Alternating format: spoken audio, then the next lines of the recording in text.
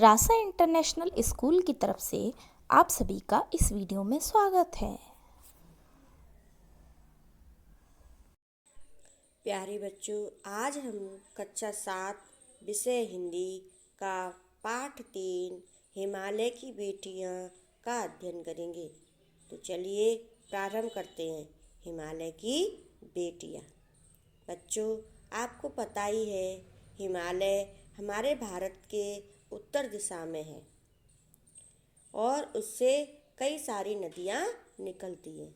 हिमालय पर्वतमाला से कई सारी नदियाँ निकलती हैं, तो उनको क्या कहा गया है? हिमालय की बेटियाँ कहा गया है।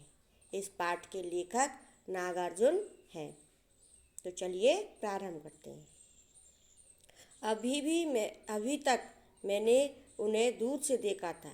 बड़ी गंभीर, शांत, अपने मन में खोई हुई लगती थी। संभ्रांत महिला की भांति वे प्रतीत होती थी। संभ्रांत, परिपूर्ण महिला जिसमें कोई कमी ना हो। संभ्रांत महिला की भांति वे प्रतीत होती थी।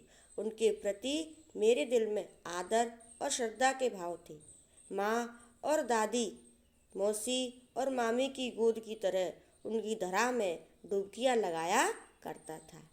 यहाँ नदियों के बारे में कवि कह रहा है कि मैं उनकी धाराओं में जब डुबकी लगाता था तो ऐसा लगता था कि मैं माँ, दादी, मौसी या मामी की गोद में बैठा हुआ हूँ।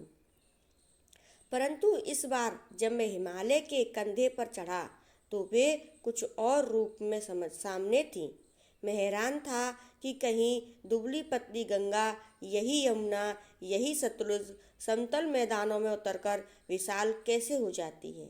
इनका उछलना, कूदना,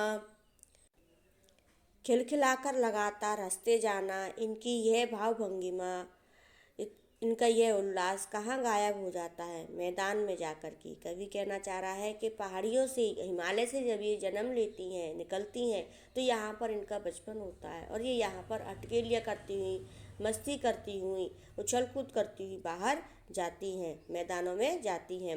लेकिन मैदान में जाकर ये शांत हो जाती हैं।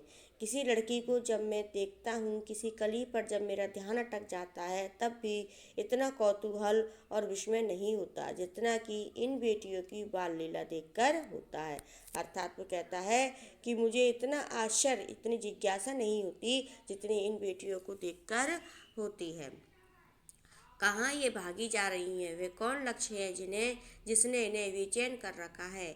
अपने महान पिता का विराट प्रेम पाकर भी अगर इनका हृदय अतृप्त ही है, अतृप्त माने यह उस प्रेम से इनकी पूर्ति नहीं हो पा रही है, तो वह कौन होगा जो इनकी प्यास मिटा सकेगा? बर्फ जली नंगी पहाड़ियाँ, छोटे छोटे पौधों से भरी घाटियाँ, बंधुर अदितिकाएँ, सरसब्ज उपत्यकाएँ, ऐसा है इनका लीला निकेतन। वह कहती हैं कि इस तरह से ये पहाड़ियों के बीच, इन पौधों के बीच लगातार जल्दी जल्दी बहती चली जा रही हैं। खेलते खेलते जब ये जरा दूर निकल जाती हैं तो देवदार, चीड़, सरो, चिनार, सफ़ेदा, कैल के जंगलों में पहुंचकर शायद इन्हें बीती बातें याद करने का मौका मिल जाता होगा। कौन जाने बुढ़ा हिमालय अपनी इन नटखट बेटियों के लिए कितना सिर धुनता होगा। अर्थात बच्चे जब शरारत करते हैं तो माँ बाप कितना गुस्सा हो जाते हैं।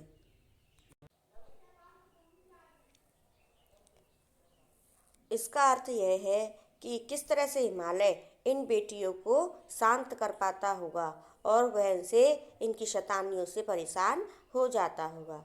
बड़ी बड़ी चोटियों से जाकर पूछिए तो उत्तर में विराट मौन के सिवाय उनके पास और रखा ही क्या है। सिंधु से ब्रह्मपुत्र, ये दो ऐसे नाम हैं जिनके सुनते ही रावी, सतलुज, व्यास, चनाब, झेलम, काबुल, कपिशा, गंगा, यमुना, सरयू, गंडक, कोशी आदि हिमालय की छोटी बड़ी सभी बेटियां आँखों के सामने नाचने लगती हैं। वास्तव में सिंधु और ब्रह्मपुत्र स्वयं कुछ नहीं है। दयालु हिमालय के पिघले हुए दिल की एक एक बूंद ना जाने कब से इकट्ठा होकर इन दो महानदों के रूप में समुद्र की ओर प्रवाहित होती हैं।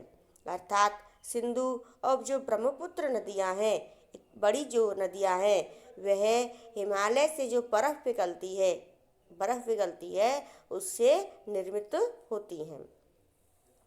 वह कह रहा है कि पर्वतराज कितना भाग्यशाली है जो इन बेटियों का हाथ पकड़ने का श्रेय उनको मिला है। जिन्होंने मैदानों में ही इन नदियों को देखा होगा, उनके ख्याल में शायद ही ये बात आ सके कि बूढ़े हिमालय की गोद में बच्चियां बनकर ये कैसे खेला करती हैं।